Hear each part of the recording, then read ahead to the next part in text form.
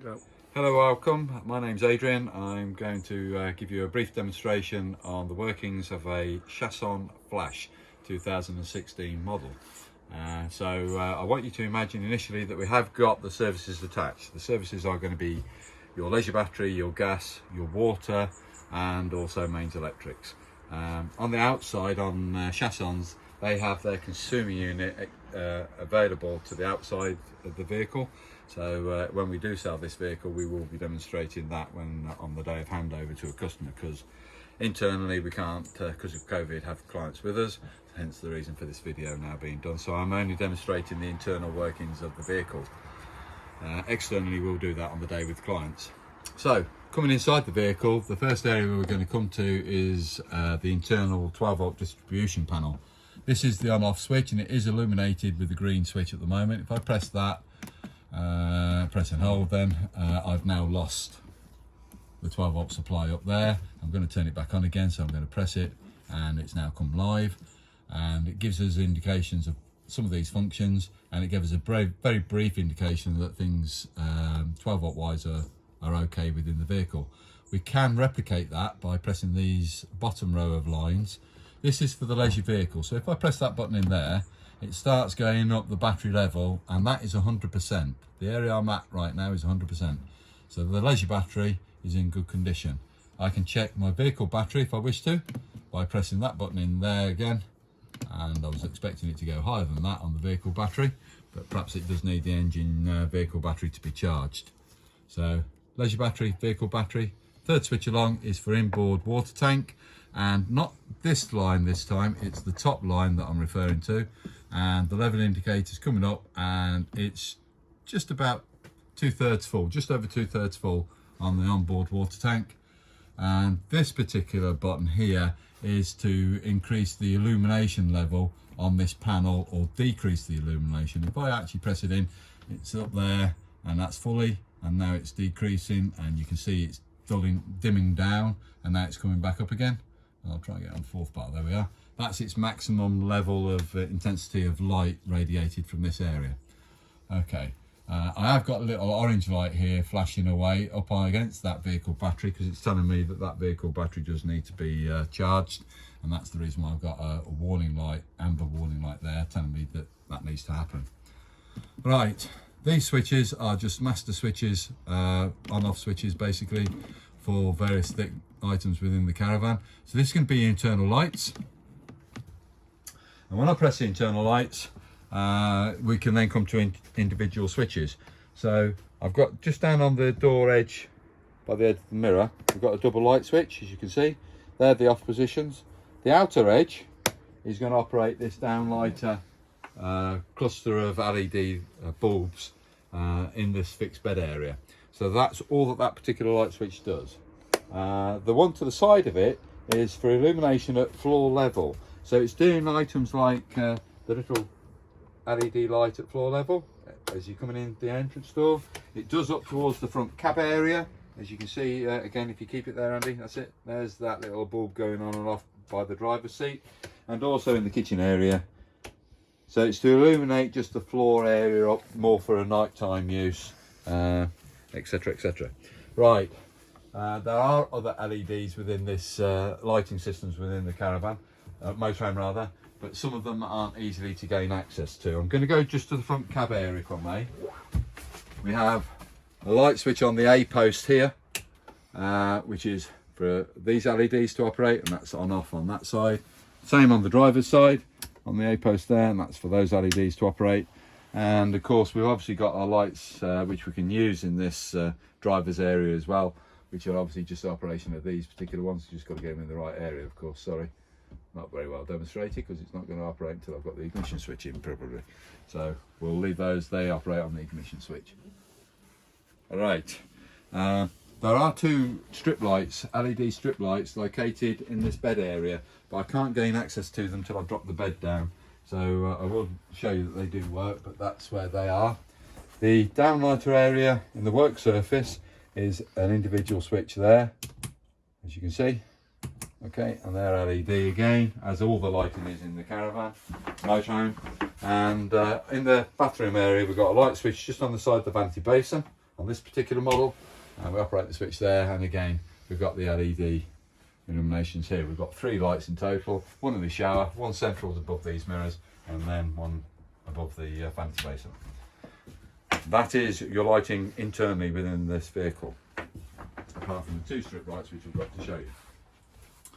Okay, so I'm going to come to the refrigerator. This is fairly easy and straightforward to come to. It is a separate freezer, so that's your freezer compartment, and its own individual latch there. So I'm going to just show you that. So you pull the trigger towards you and then open it up like so. If you don't pull the trigger, it doesn't open.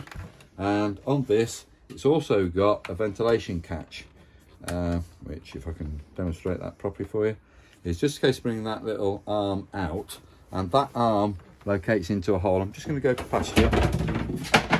That's the draining board, and locates like so.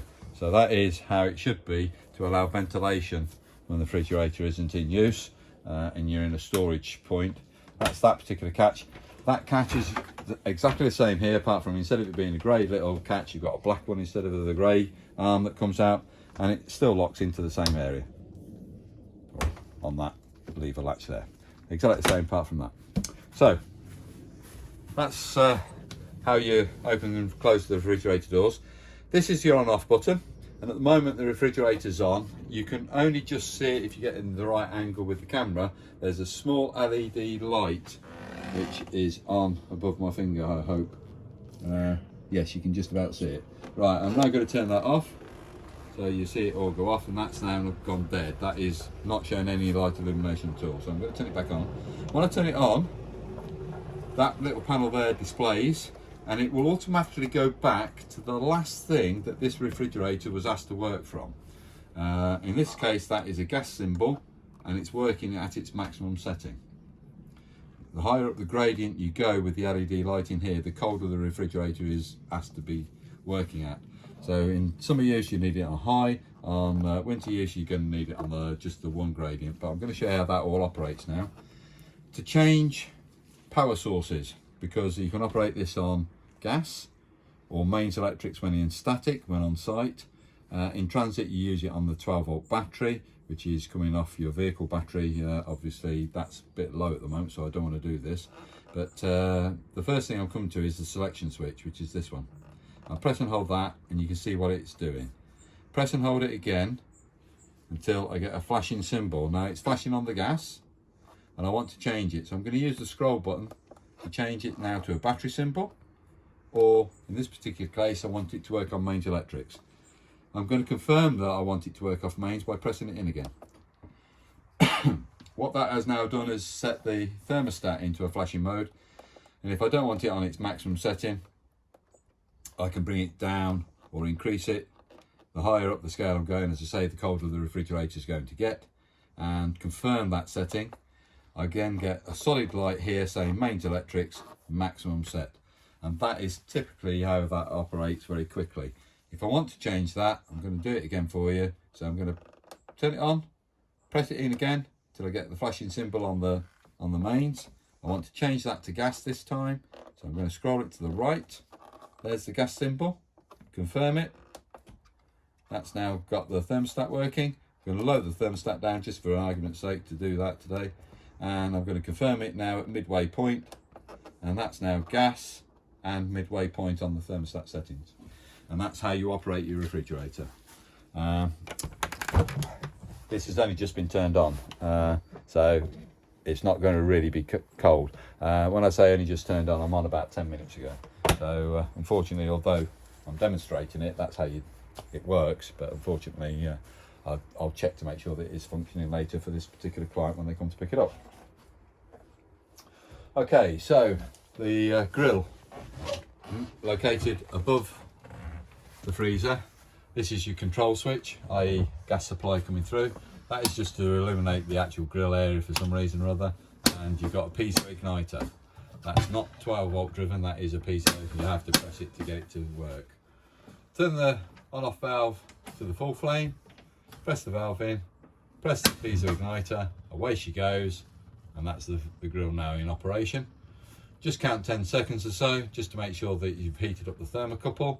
After 10 seconds you can release it, which is now in and on position.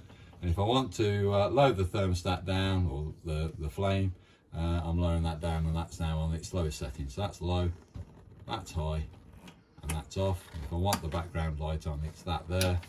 This is obviously the grill pan for obviously your toast. Unfortunately, there is no handle that latches onto this, so you will need oven gloves when you come to put this in and out. But you can have a second position for it to travel on.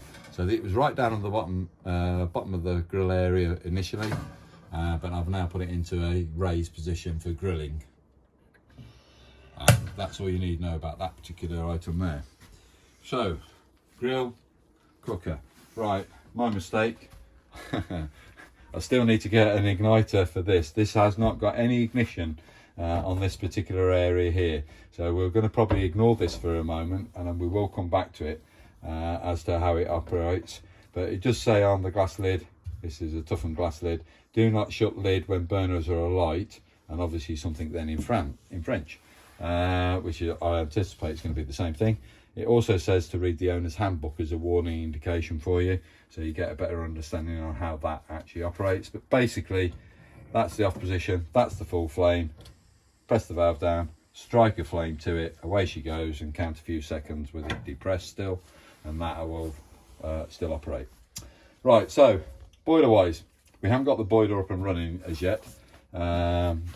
So this is only going to be cold water coming through both sides, but we will get it up and running, and we'll see whether we can get hot water through. So fill the onboard water tank up. That's done from outside on this particular vehicle. That's going to be the near side. There's an outside door that you open up, and then that gives you access to the onboard water tank itself, and you'd fill that up to its maximum point. As I say, it's approximately 2/3 full at the moment. You bring the position to the cold point, and we need to turn the tap on the panel above the door. So we're coming to the tap symbol, and the tap symbol is going to be this one here.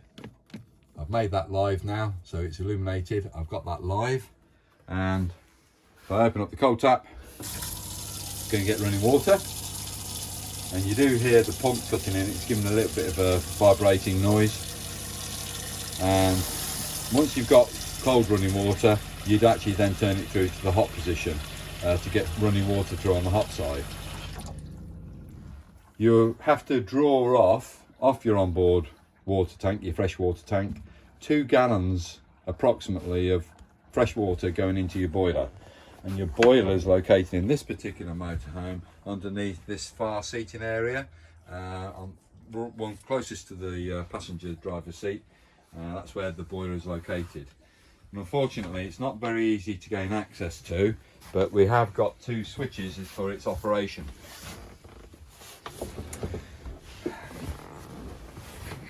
So we've got 2 options here. We can either operate it on mains electrics, or we can operate it on the gas side of stuff. If you are operating it on gas, there's another thing that we need to do, and that's to remove the flue cowl cover. The cover is a plastic cover, which you just pull at the bottom edge and then lift it straight off, and that will expose the balance flue of the boiler itself behind here, and that's all that you need to know on that part of it. Right, so on gas we've got a setting at 50 degrees C, or we've got a setting at 70. That might be Fahrenheit rather, not C. If I want to operate it on 50, I'm putting the boiler there. You hear the boiler click in, and so long as I don't get a red light on in this window here, I have ignited the boiler. Reasons why you might get a red light is you haven't turned the gas supply on, or you haven't removed the flue cowl cover, or you've got air in the pipe that is now needs to be purged through. So this hasn't ignited at this point. Did we remove the flue cowl cover? I couldn't get it off. You couldn't get it off. So in our particular case, because we couldn't get the flue cowl cover off, this isn't going to work, because it's now hasn't got sufficient oxygen coming in to make it work. So again, I've asked it to work at 70, but it's not going to do so, because I may as well turn that off for a moment. Let's come on to the main side of stuff. We know it's mains because it's got 230 volts symbol down there and EL standing for electric. So again, we've got a choice of going on to the lower setting, i.e. like here at 50 degrees, or down here onto the higher setting at 70 degrees. I'd recommend 70, that's what I operate it at. In fact, you can use both at the same time in this particular boiler's use, so you could use mains and gas, but obviously the gas side of it won't work at this moment in time because of this flue cover. I will probably stop the video in short whiles, and we'll get an igniter for the hot plate, and we'll also get this working on the gas side of stuff. So that's your boiler up and running, basically, on mains electrics. While I'm also in the same area, we'll also draw your attention to this little switch here. Quite a crafty little thing. It's to operate this table, which is electronic.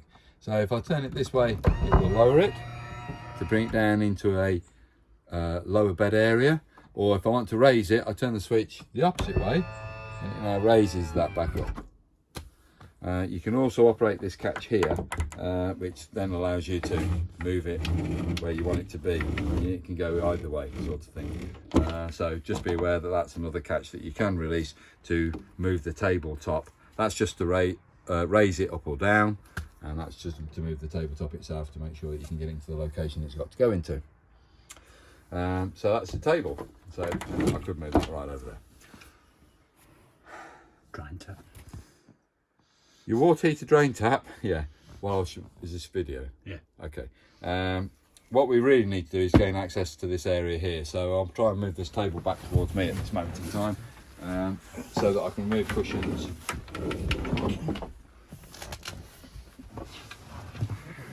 For us to see what's going on. Right, so this is your boiler area.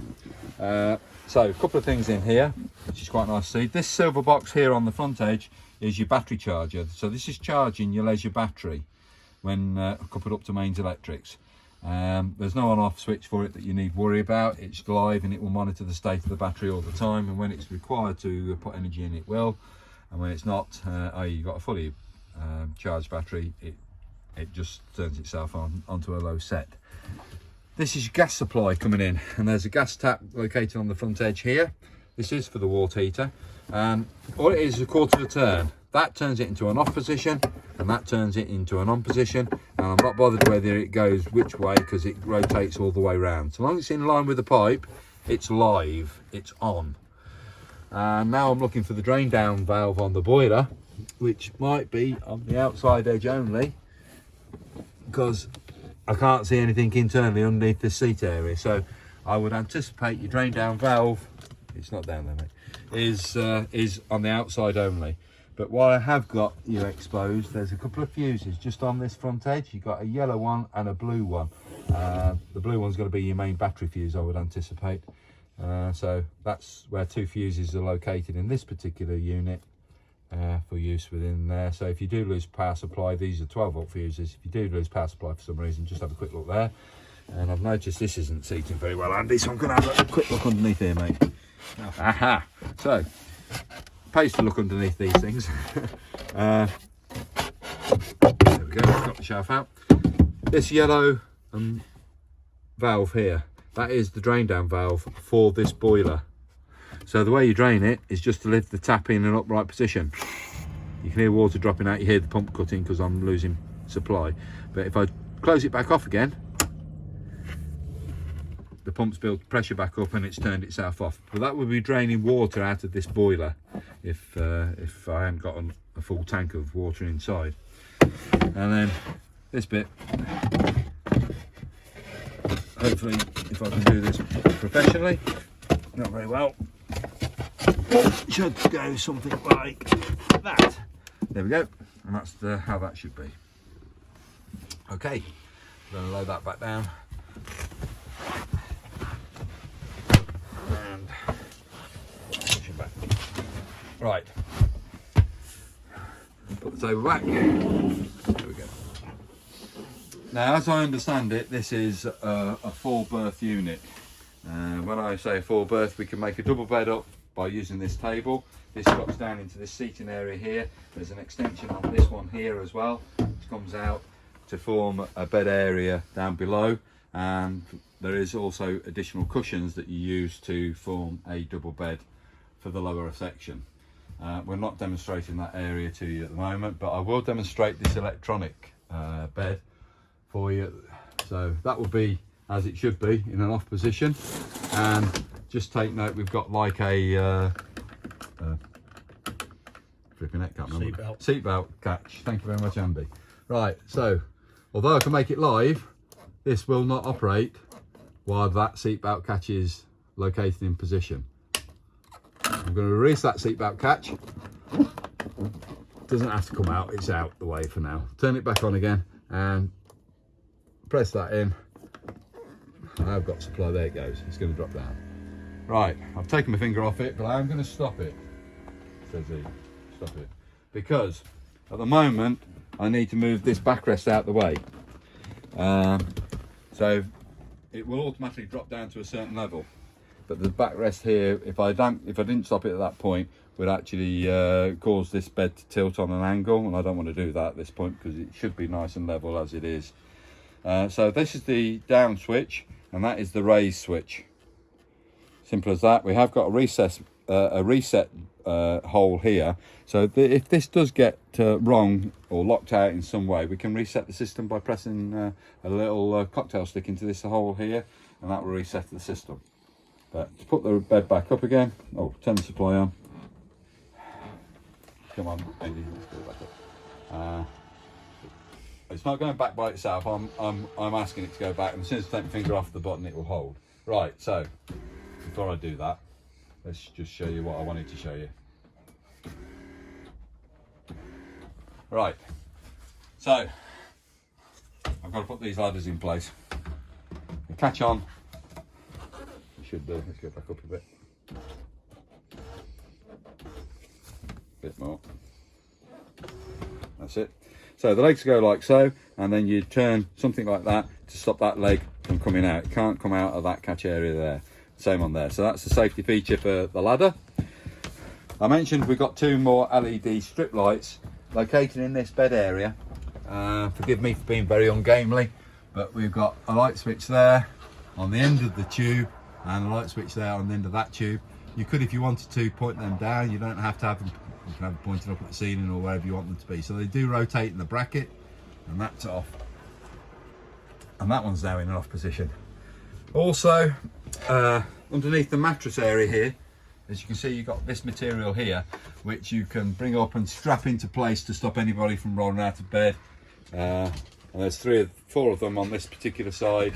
We've also got the same on this exposed driver's side area, where you've got exactly the same cargo net that comes up to stop you from rolling out of bed that way, just to keep you in at night time.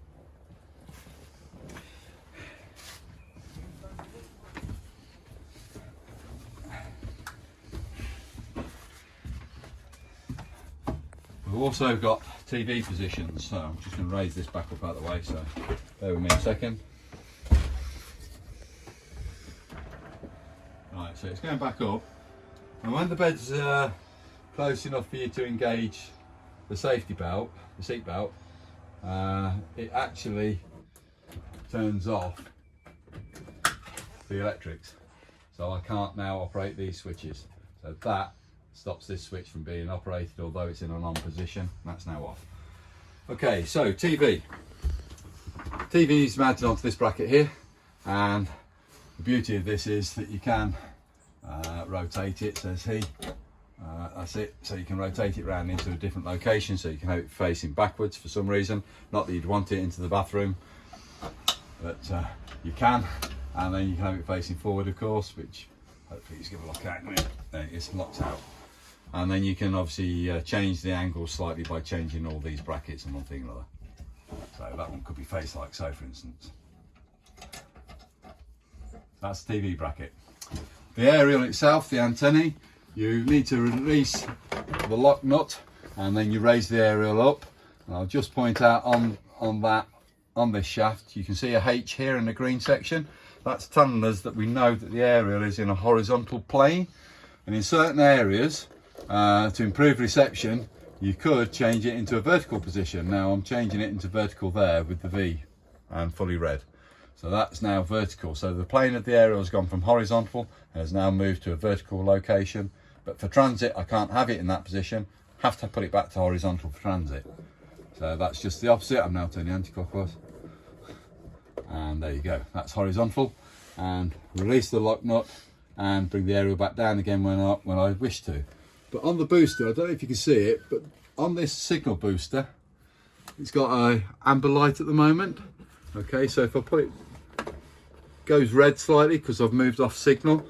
An amber, you will get digital reception on an amber, but to get it into the right location, preferably you want it to be green, but that you just have to play with to get the best reception area for your TV. But once you've got that to the best you can, then you've got the lock nut back up again to hold it in that position.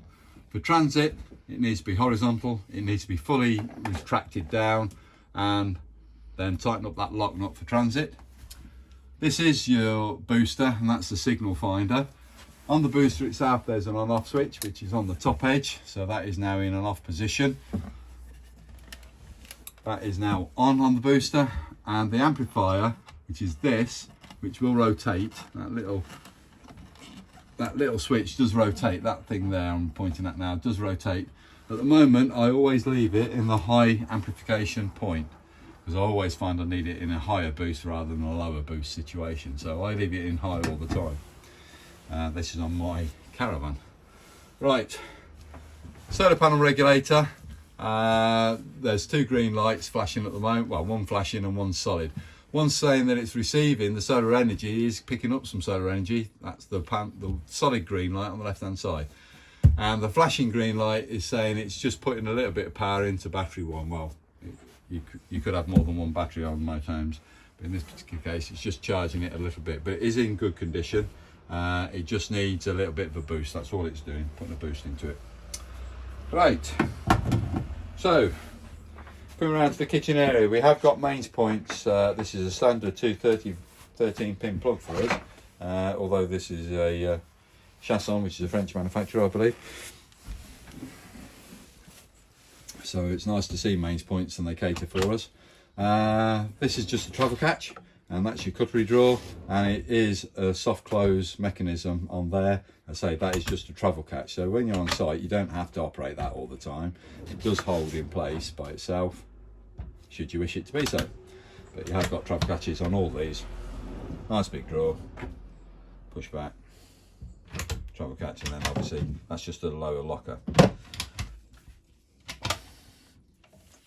Storage area there. Okay, so I'm noticing around the vehicle I've got blown air in this particular motorhome. I thought it was, well, it is a Webasto room heater, and that's works, I believe it could work two ways. It could either work off diesel, depending on which Webasto heater you've got, or it could work off the gas supply. In this particular case, at this moment in time, I'm uncertain as to which way it works, but the control for it is by the door. Entrance door coming in the control panel. It's called Webasto.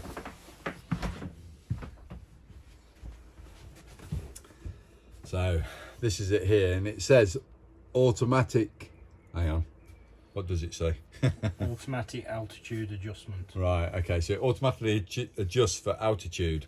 The good thing about altitude is that if you are using vehicles in mountain conditions, the air is a lot thinner in certain locations.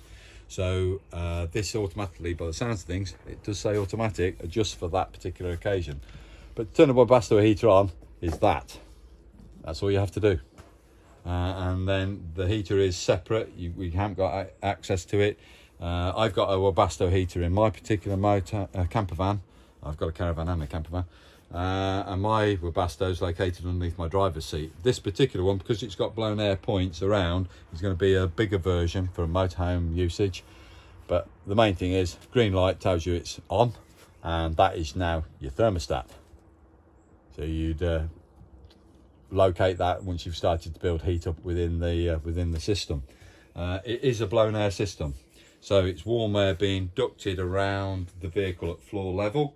And the ducts are these round vents out here, and basically it's got like a little butterfly flap on it. You can close it should you want to have more heat come out at the front end of the vehicle, or you just open them right up like so to have it operating in this area as well.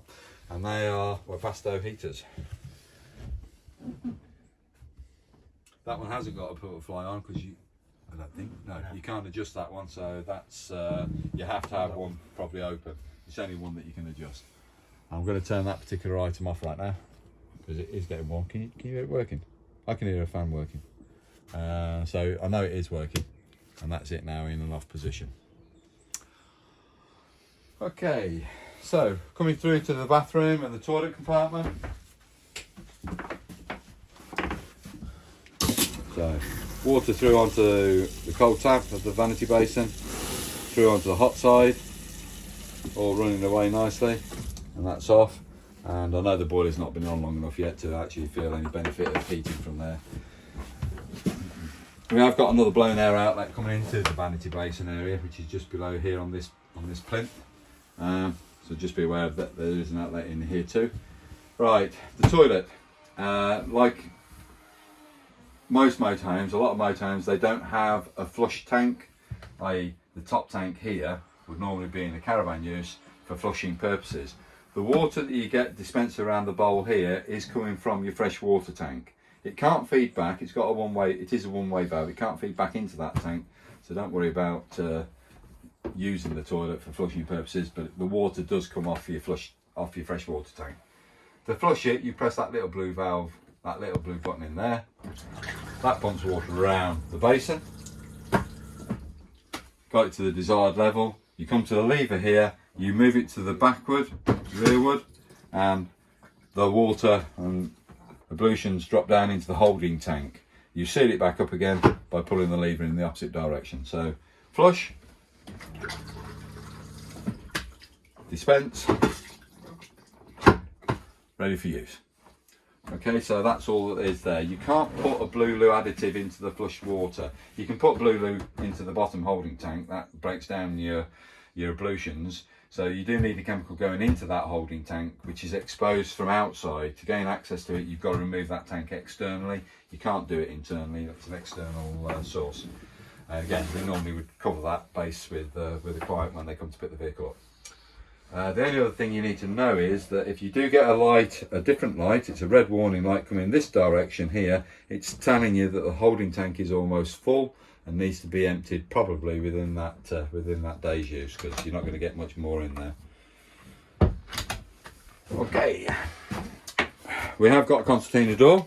The travel catch is just Velcro, which comes back through on itself, and then this door rolls around like so. And that's the concertina door. Travel catch, very basic. Velcro strap through that, buckle there, and back onto itself. Straightforward. If you want to gain access to the garage area internally, we're coming in through these two mirrored doors, and we've got access to shelf area above. There is below here a storage compartment which is external, and there's 3 doors externally giving you access. There's a door behind the shower compartment here, there's a door on the back wall giving you underneath, and there's another door on the driver's side of this vehicle also giving you access to that garage area.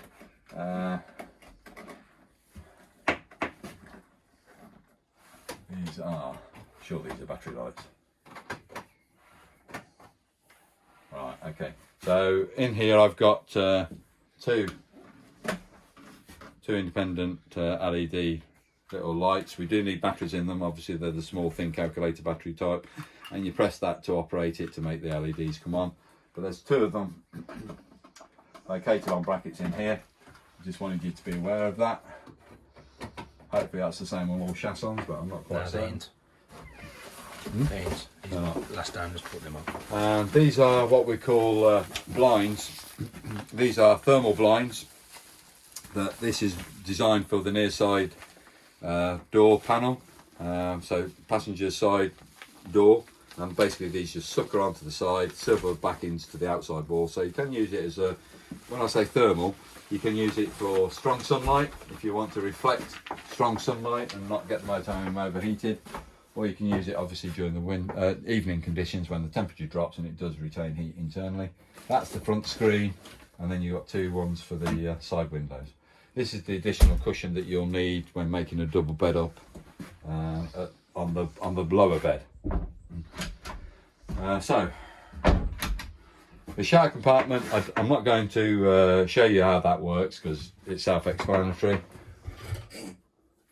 But it's a good, nice, solid shower head. In fact, this is not plastic, this is actual metal. This is a really good, high quality shower head there. And basically these are just so that you can get them into different positions. If you want it in a different location, you can do. That's that. And the doors, again, Velcro strap through the buckle, release it, and then that comes across along with the other one to seal. Then inside, of course. So it's just a Velcro strap again going across back onto itself, and that's all that needs happening there. There for transit purposes. The roof vent in this particular case is a wind-up roof vent, which is quite unusual in the bathroom, but it's a little wind-up roof vent, and that gives us access externally, ventilation externally, and then that is just a little hanging area. You might be able to put wet waterproofs on there so that they can drip into the shower tray or something similar to that. And that's all that you've got in the back end of this motorhome that you need to be aware of. There is another roof vent centrally, which is got a night blind and a fly screen on it. To open this roof vent up, you've got a handle, winding handle, and again, it's a tilt mechanism, and you just raise that to the desired plug position that you want. You can then bring a fly screen across. These are not sprung loaded, these are just concertinaed fly screens or blinds, according to where you want it to be. And then for transit, you lower that all the way back down again.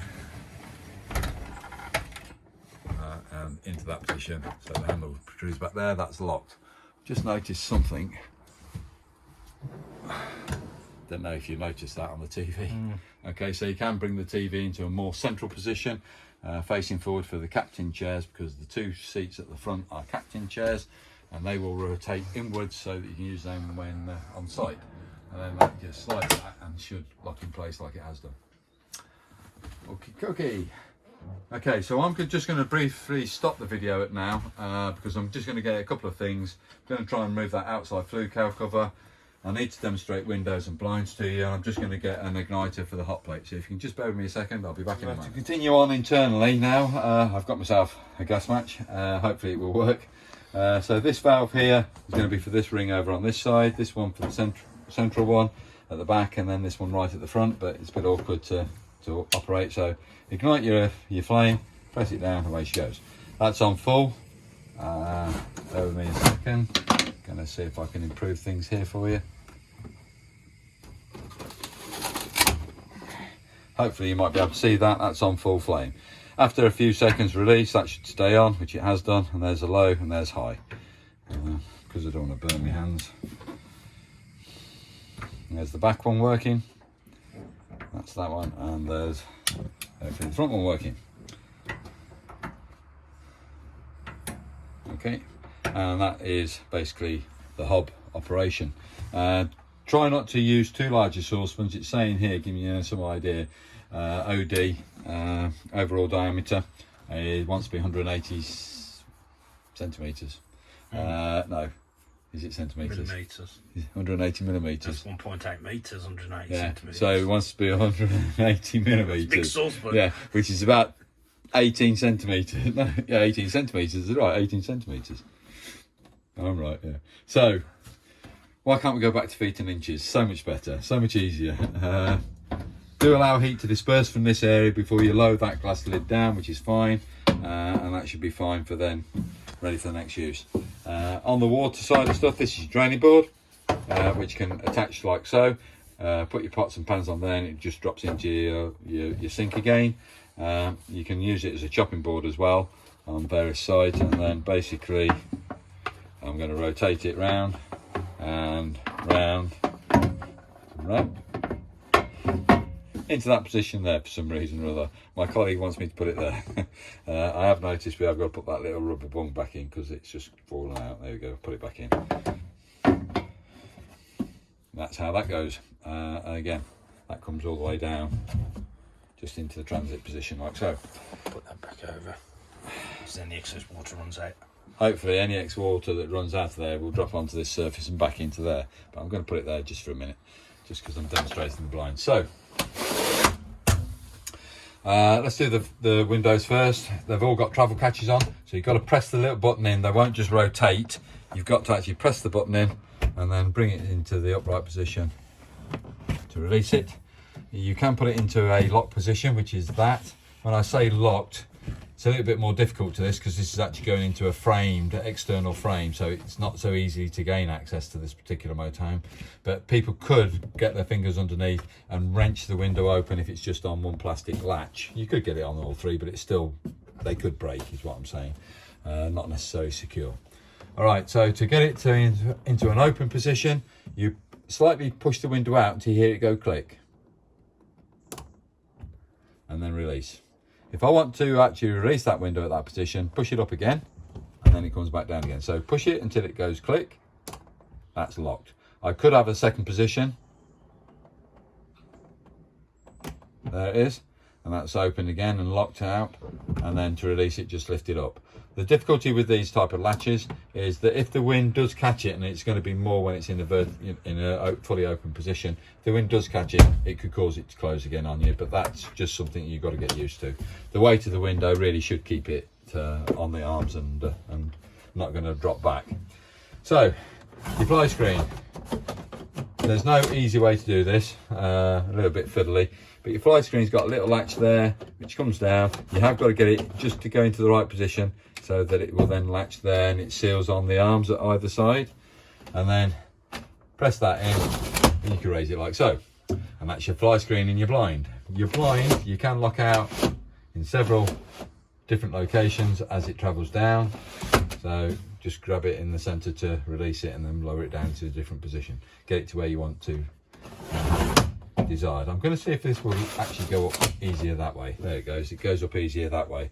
Grab the two center catches, just repeat that process for you. So grab the two center catches, put your finger underneath the latch, which is what I'm doing with this one. So put my finger underneath the latch there, lift it up, push it in, you'll find it should grab, and then you can lower it down to where you want to have it like that. Okay. And what is your advice on travelling with the blinds closed? Travelling with the blinds closed? Well, that's a very good question, Andy. I'll let you answer that, see if you know what the answer is. Never travel with your blinds closed. Always Correct. have them open. Correct. It puts a lot of stress on the springs. Correct. Plus also the police might pull you over for different reasons, especially if you're on the continent, because they'll want to search the inside of your vehicle to make sure you're not carrying any foreign bodies, i.e. any stowaways, or probably contraband. Yeah, it looks a little bit suspicious when you've got blinds completely closed. You are meant to have them open and exposed. I don't think that's a legal requirement. I think that's just an advisory thing. Right. I think it is mentioned under warranty as well in the books, Because of the springs on the actual yeah. blinds.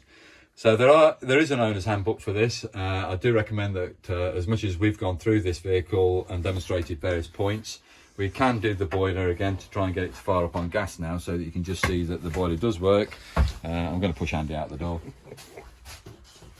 So back onto my hands and knees, and let's come across to this now. What I'm looking for now, it doesn't matter which way I operate it, the first click that you hear is the solenoid valve opening up.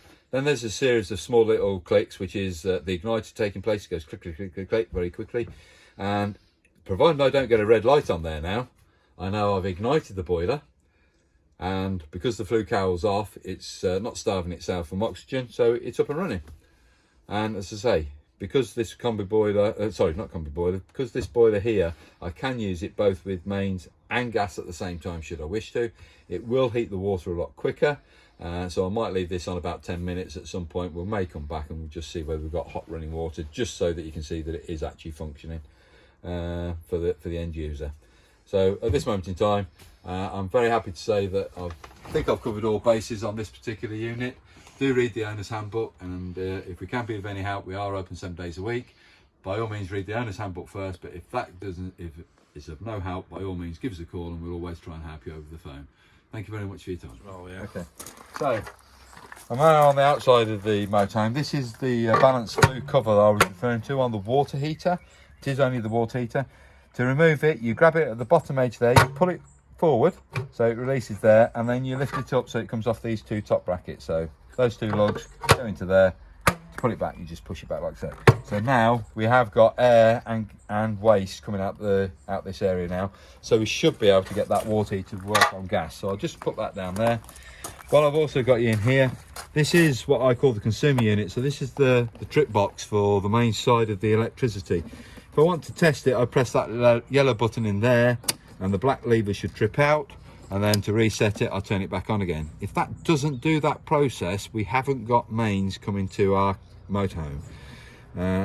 This is a circuit breaker, so if we overload the circuit, bear in mind we've only got one socket and the charger and the water heater working on mains. So this is its only circuit breaker in the system. We sometimes can in caravans and motorhomes get a second circuit breaker which would sit alongside it, which would be there, but in this case, because the main supply is very limited, it's only on that particular one there. These are standard car fuses. They're a blade fuse, as it says down here, 12 volt distribution board. At this stage we've got various colours here of different ones, and some symbols which will tell us that that's for lights, for instance, and different things along there. I'd recommend on this particular item and this particular panel, which is going to be individual to the different appliances, to actually look at the owner's handbook, because that will give you references to particular what those fuses do. That's the consumer unit, and that's how it's covered up normally, because this door is also covered up like so. So that's where you're going to find the consumer unit. As I say, it's outside, so a little bit different. This is your onboard water tank. Now that is the main massive drain down cap, but it's not for drainage. Your drainage is this one here, and you've got a little trigger down here that you raise to drop the water level out of this tank. So that's how you drain on the outside of the vehicle. This bit is literally so you can, once it's all drained out, you can get a sponge or a cloth or something like that, release that, get your hand in through there to be able to actually just wipe out any excess. Again, over a winter period, you want to get as much out of there as possible. You don't want to have stale water in there. So to fill the onboard water tank, it's this funnel comes round there. You remove the cap, yeah, and you get a hose pipe, and basically you put water in through here. And when you can't get any more water in it to go into this tank, that's when the tank is at its fullest. Right, so that's that bit there. So this is telling you about the drop-in down of the valve. So that's sealed and that's open for drainage. The main supply is here. They say we have got mains coming in, and basically when you come to release the main socket, you press that blue lever down, which lifts the flap up. When you push this socket in, when you push this in, be careful because this is live. I've got to be careful. It's got a little lug here, which when this flap goes into position, it locks in place. So you can't just pull the socket straight out or the plug straight out. You've got to press the lever down, which raises the flap up, which then you can extract it. So hold the flap there, push it like so, over there, introduce it, push it right home. You can't pull that out because it's locked in place. So there, then you put it out. That's how you put the main supply in.